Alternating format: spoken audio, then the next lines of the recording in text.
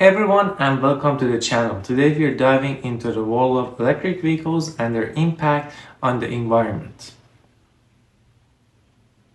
EVs are becoming surprisingly popular, and for good reason.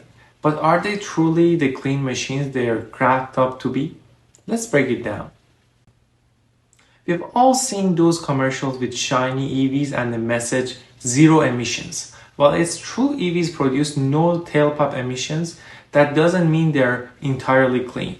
The electricity used to charge them can come from various sources, some cleaner than the others. Burning fossil fuels like coal at power plants creates greenhouse gases, partially negating the EV's benefit. However, studies show that even when considering power plant emissions, EVs typically have a smaller carbon footprint than gasoline cars over their lifetime. This is because they are much more efficient, converting most of the energy from the battery to move the car, unlike gasoline engines that waste a lot of energy as heat. So while the tailpipe might be clean, there is more to the story. Stay tuned as we explore the environmental impact of EVs throughout their life cycle, from manufacturing to disposal.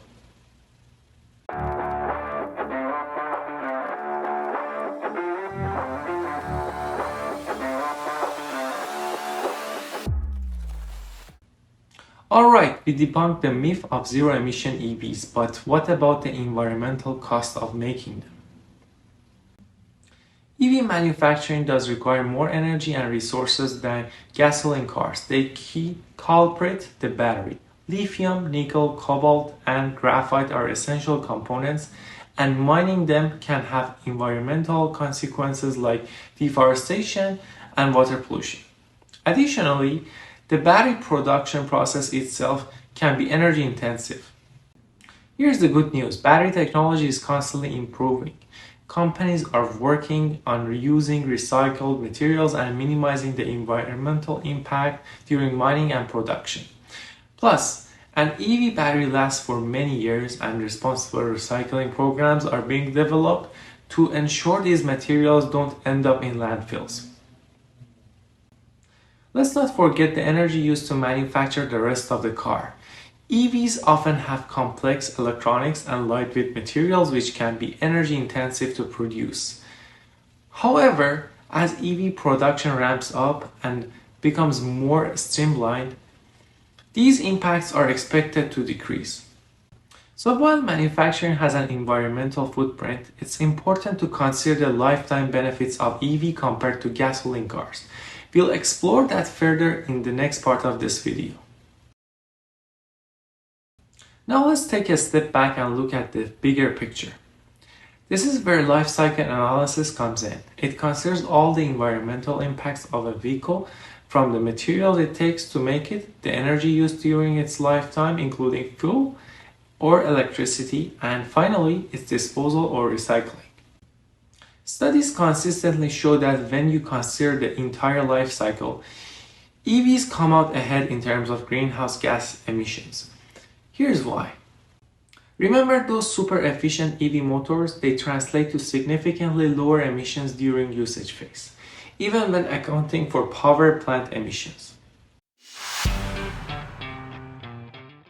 As the grid gets cleaner with more renewable energy sources like solar and wind, the environmental benefits of EVs will only grow.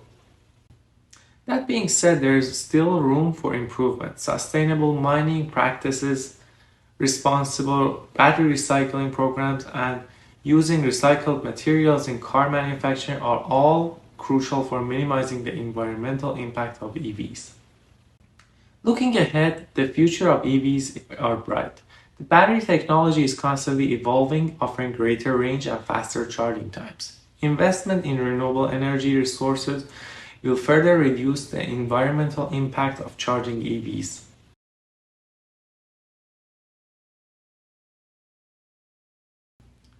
So are electric vehicles the ultimate eco-friendly choice?